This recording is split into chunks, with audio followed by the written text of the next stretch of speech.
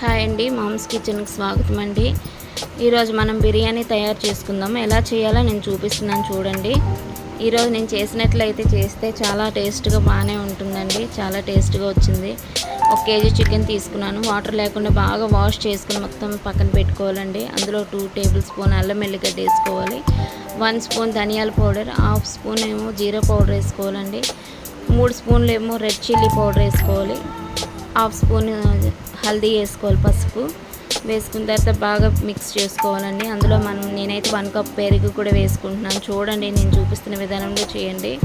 చాలా బాగా వచ్చింది బిర్యానీ. ఇంట్లో పిల్లలకైతే బయట తీసుకొచ్చినట్టు ఉందమ్మా, చాలా బాగా చేసావని చెప్పి అన్నారు. ఇది బాగా మిక్స్ చేసుకొని పక్కన పెట్టుకోవాలండి. పక్కన అయితే నేనైతే 1.5 అవర్ ఫ్రిడ్జ్లో పెట్టుకున్నానండి. బాగా అందులో పడుతుందని, మంచిగానే మసాలాలు మొత్తం అందులో అబ్జర్వ్ చేసుకుంటాయని. నేనైతే ఇప్పుడు స్టార్టింగ్లో సాల్ట్ వేయలేదండి, ఎందుకంటే వాటర్ ఫుల్గా వచ్చేస్తుందని లైట్గా వేసుకున్నాను. నేను తర్వాత వేసుకుంటాను. అన్నీ మిక్స్ చేసుకున్న తర్వాత మనం బిర్యానీ తయారు చేసుకున్నప్పుడు సాల్ట్ వేసుకుంటే ఎక్కువ వాటర్ రాదు, అది మంచిగా బిర్యానీ కూడా చాలా బాగా వస్తుంది. ముక్కకు పడుతుందండి సాల్ట్ తర్వాత వేసుకునే, ఎందుకంటే వాష్ చేసినప్పుడు ఆల్రెడీ ఉప్పు వేసి కడుక్కున్నాం కనుక. తర్వాత అయితే నేను వేసుకుంటున్నాను సాల్ట్ అండి. మీరు కూడా చూడండి నేను ఎలా చేస్తున్నాను, ట్రై చేయండి. నేను చేసినట్లు చేస్తే బాగానే వస్తుంది. బాగా మనం మిక్స్ చేసుకొని అయితే ఫ్రిడ్జ్లో పెట్టుకోవాలండి. ఇది బాగా కలుపుకోవాలి. నేను చూపిస్తున్న విధానంలో బాగా కలపండి. కలిపేసి అయితే నేనైతే 1.5 అవర్ ఫ్రిడ్జ్లో పెట్టుకున్నాను. బాగా వచ్చింది. అప్పుడు ఇదంతా బాగా కలుపుకున్న తర్వాత చాలా చూడడానికి కలర్ఫుల్గా ఉంటుందండి. నేనైతే వేసినవన్నీ వేసాను, అంతకన్నా ఎక్కువ మసాలాలు వేయకూడదు. దీని గురించి బిర్యానీ మసాలా కూడా తయారు చేసుకుందాం, మీకు చూపిస్తాను ఎలా చేయాలో. గరం మసాలా తయారు చేసుకుందాం బిర్యానీలో వేసుకోవడానికి. చికెన్ కర్రీలో కూడా వేసుకోవచ్చు నేను చేసిన మసాలా. చూడండి, నేనైతే ఇప్పుడు సాల్ట్ వేసుకుంటున్నాను. చూడండి, ఇప్పుడు సాల్ట్ వేసుకున్న తర్వాత బాగా కలుపుకోవాలండి. దాంట్లో నేను ఏమేమి వేస్తున్నాను తర్వాత మీకు మళ్ళీ అన్నీ చూపిస్తానండి. నేనైతే ఒక 4 ఆనియన్స్ తీసుకున్నాను, స్లైసెస్ మంచి కట్ చేసుకున్నానండి. సన్నగా కట్ చేసుకొని ఆయిల్లో డీప్ ఫ్రై చేసుకోవాలి ఆనియన్స్ ఓన్లీ. అవి వేసుకున్న తర్వాత ఆనియన్స్ బాగా రోస్ట్ అయిన తర్వాత బయట తీసి పెట్టుకోవాలండి. మనం కట్ చేసినప్పుడు అతుక్కొని ఉంటాయి కనుక అవి చక్కగా మనం ఇలా చేతులతో నలిపితే మొత్తం దేనికి సపరేట్ అవుతాయండి. చూసుకోండి నేను ఎట్లా చేశాను. అవి చక్కగా ఆయిల్ అయితే మంచిగా బ్రౌనిష్గా ఫ్రై అవ్వాలండి. నేను చేసిన విధానంలో మీరు కూడా ట్రై చేయండి, చాలా బాగా వచ్చాయి. ఆనియన్స్ కూడా అట్లనే ఫ్రై చేసి పక్కన పెట్టుకోవాలండి. ఇప్పుడు చూడండి, నేను ప్లేట్లో వేసి చూపిస్తున్నాను ఎట్లా అయినాయో. స్లైసెస్ ఇలా చేతులతో నలుపుకుంటే దేనికది డివైడ్ అవుతాయి చూడండి. ఇప్పుడు ఇదైతే నేను ఒక కళాయిలో ఆయిల్ వేసుకున్నానండి. ఆయిల్ వేసి చక్కగా అది బాగా మంచిగా ఆయిల్ అయితే హీట్ అయిన తర్వాత వేసుకోవాలండి. డైరెక్ట్గా వేస్తే అవి వేగవు కనుక బాగా వేడెక్కిన తర్వాత ఆనియన్స్ వేసుకొని చక్కగా ఫ్రై చేసుకోవాలి. నేను చూపిస్తున్న విధానంలో చూడండి, ఫ్రై చేయండి, చాలా బాగా వచ్చాయి. ఆనియన్స్ తీసి పక్కన పెట్టుకోవాలండి. అవి బాగా వేగిన తర్వాత కలుపుతూ ఉండాలండి, లేదంటే మాడిపోతాయి. అవి కలుపుతూ ఉంటే చాలా బాగా వస్తాయండి అవి ఫ్రై. చూడండి నేను ఎట్లా చేశాను. ఇప్పుడు చూడండి ఎంత బాగా ఫ్రై అవుతున్నాయో. మనం కలుపుతూ ఉండాలండి. బాగా కలుపుతుంటే అన్నీ ఈవెన్గా ఎగుతాయండి. తీసి పక్కన పెట్టుకోవాలి. దీని గురించి మనం మసాలా తయారు చేసుకుందామండి. ఏమేమి కావాలో చూడండి. నేను చూపిస్తున్న విధానంలో మసాలాన్ని తీసుకొని చక్కగా మిక్సీలో వేసి పౌడర్ కొట్టుకొని పక్కన పెట్టుకోవాలి. పక్కన పెట్టుకున్న తర్వాత ఇప్పుడైతే కొత్తిమీర, పుదీనా, నిమ్మకాయ, పచ్చిమిర్చి చూడండి ప్లేట్లు వేసి పక్కన పెట్టుకున్నాను.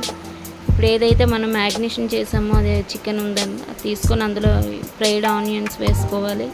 తర్వాత పుదీనా కొంచెం, కొత్తిమీర కొంచెం వేసుకోవాలండి. వేసుకున్న తర్వాత బాగా మనం మిక్స్ చేసుకోవాలండి. 2 పచ్చిమిర్చి అయితే నేను తుంచి వేసానండి. తర్వాత దాంతోపాటు కొద్దిగా లెమన్ కూడా వేసుకుంటే బాగా వస్తుందండి. ముక్కకు బాగా పడుతుందండి ప్రతిదీ. పట్టిన తర్వాత మనం అన్నీ కలిపేసుకోవాలి. చక్కగాను కలిపేసి పక్కన పెట్టుకోవాలండి. ఇప్పుడైతే ఏదైతే బిర్యానీ చేసుకుందామో ఆ ప్యాన్ పెట్టుకుందామండి. అందులో అయితే 3 స్పూన్లు నెయ్యి వేసుకున్నానండి. ఒక 4 స్పూన్స్ ఆయిల్ కూడా వేసుకున్నాను. వేసుకున్న తర్వాత ఏదైతే మనము మ్యాగ్నేషన్ చేసి పెట్టుకున్నామో అది అందులో వేసుకోవాలండి. వేసుకున్న తర్వాత అలా సిమ్లో పెట్టి అది ఉడుకుతూ ఉండాలి.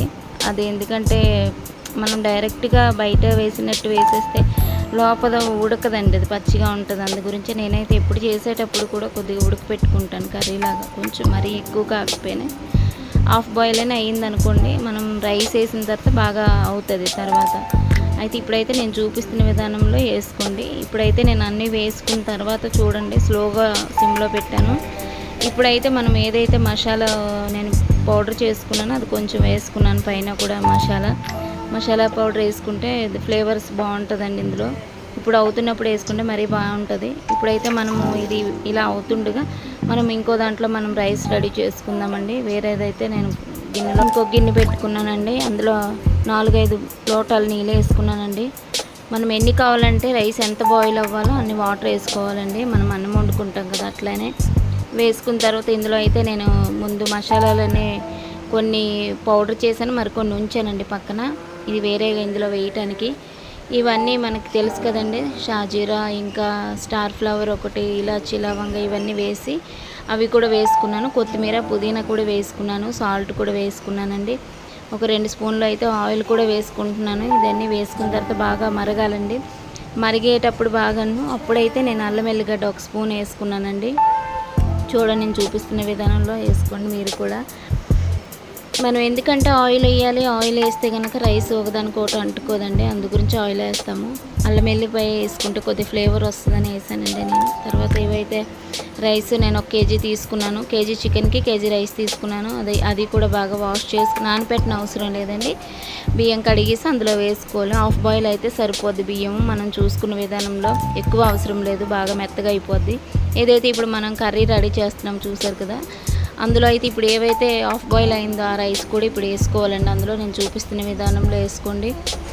ఒక లేయర్ రైస్ వేసుకున్న తర్వాత దాంట్లో మళ్ళీ రోస్టెడ్ ఆనియన్స్, కొత్తిమీర, పుదీనా ఇవన్నీ వేసుకోవాలండి. మళ్ళీ వేసుకున్న తర్వాత ఇంకొక లేయర్ మళ్ళీ రైస్ వేసుకొని ఇవి ఆనియన్స్, రోస్టెడ్ ఆనియన్స్, కొత్తిమీర, పుదీనా మళ్ళీ సేమ్ అట్లనే వేసుకోవాలండి. ఇది వేసుకున్న తర్వాత మంచిగా లాస్ట్లో అయితే నేను అన్నీ వేసుకున్న తర్వాత లాస్ట్లో మీకు చూపిస్తున్నాను. మళ్ళీ పైన లేయర్లో కూడాను సేమ్ అలా వేసుకోవాలండి. వేసుకున్న తర్వాత నేనైతే ఏదైతే మసాలా పొడి చేసినా అది కూడా కొద్దిగా వేసుకున్నాను. అందులోనే మనం ఏదైతే కుంకుమ పువ్వు ఉంటుందో కొంచెం పాలలో కలుపుకొని అది కూడా పైన కలర్ఫుల్గా ఉండడానికి వేసుకోవచ్చండి. అది నేను కొంచెం వేసుకున్నాను. ఎప్పుడు వేయలేదునండి, ఫస్ట్ టైం నేను వేయడం ఇది. ఎందుకంటే కొద్ది చూడడానికి బాగుంటుందని వేసుకున్నానండి. చాలా బాగా వచ్చింది నేను వేసినందుకు. అది వేసిన తర్వాత చక్కగా మనం క్యాప్ వేసుకోవాలండి. మీరు చూడండి, అలానే నేను లాస్ట్లోనైతే నేను కొద్దిగా గీ కూడా వేసుకున్నానండి. గీ వేసుకుంటే ఇంకా ఫ్లేవర్ బాగుంటుందని వేసుకున్నాను. చూడండి, చాలా బాగా వచ్చింది. ఇది అయితే మనం వేసుకున్న ఈ కుంకుమ పువ్వుది, పాలును, నెక్స్ట్ నెయ్యి ఇవన్నీ వేసుకుంటే ఇప్పుడే చూడడానికి చాలా బాగుంది కదండి. దీని మీద అయితే మనం క్యాప్ వేసుకుందామండి. కొంచెము గోధుమ పిండి కానివ్వండి, మైదా పిండి కానీ ఏదైనా దానికి క్యాప్ చుట్టూ వేయడానికి, దమ్ వేయడానికి మనము కలుపుకొని కొద్దిగా ప్లేట్ చుట్టూ మనం వేసుకోవాలండి. అది పెట్టుకుంటే అది ఎందుకంటే ఆవిరిపోయింది అనుకుంటే దమ్ ఉండదండి. ఇది మొత్తం అయిపోయిన తర్వాత చక్కగా అది అయిపోయిన తర్వాత తీసేయచ్చు. ఇప్పుడు చూడండి, నేను తీసేస్తున్నాను అట్లానే. ఇప్పుడు మనం చూసుకున్నట్లయితే చూడండి, ఇదంతా తీసేసిన తర్వాత ఇప్పుడు మనం మూత తీసేసిన తర్వాత కొద్దిగా ఆవిరిపోయిన తర్వాత అది మనం కలుపుకోవాలండి. కిందనంతా పీసెస్ ఉంటాయి కనుక తీసి పైనకి కిందకి టర్న్ చేసుకోవాలి. చేసుకునేటప్పుడు మనకి తెలుస్తుంది ఎంతవరకు వచ్చిందో. ఎలా ఉందో చూడండి, కలర్ఫుల్గా ఉంది. బయట బిర్యానీ తెచ్చుకుంటాం అలానే ఉంది, చూసారా. ఇలా మీరు కూడా ట్రై చేయండి. నేను చేసినట్లు చాలా టేస్ట్గా ఉంది. మీకు నా వీడియో నచ్చినట్లయితే లైక్ చేయండి, షేర్ చేయండి, సబ్స్క్రైబ్ చేసుకోండి. ఇట్లానే సర్వ్ చేసి మీ పిల్లలకి, మీ ఫ్యామిలీకి పెట్టి ఎంజాయ్ చేయండి. నా వీడియో చూస్తున్నారు, ఎవరు సబ్స్క్రైబ్ చేసుకోవట్లేదు, అందరూ సబ్స్క్రైబ్ చేసుకోండి. ఇంకా కొత్తవి మంచి మంచి వీడియోస్ వంటలు పెడతానండి. Thank you so much.